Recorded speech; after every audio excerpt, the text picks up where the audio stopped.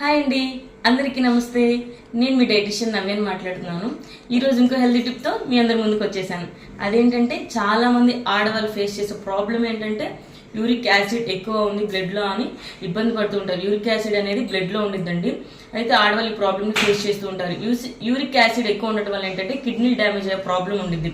అయితే కిడ్నీలు ఇంకా మనకి క్లీన్ అవ్వదు, అలానే ఉండేసి డ్యామేజ్ అయిపోతూ ఉంటుంది. అయితే ఒక చిన్న చిట్కా చెప్తాను యూరిక్ యాసిడ్ కంట్రోల్ అవ్వడానికి. అదేంటంటే మన ఇంటి దగ్గర చూస్తూనే ఉంటాము మన గార్డెన్లో, అదేంటంటే కరివేపాకు ఎక్కువగా తీసుకోవడం వల్ల యూరిక్ యాసిడ్ అనేది కంట్రోల్ అవుతుంది.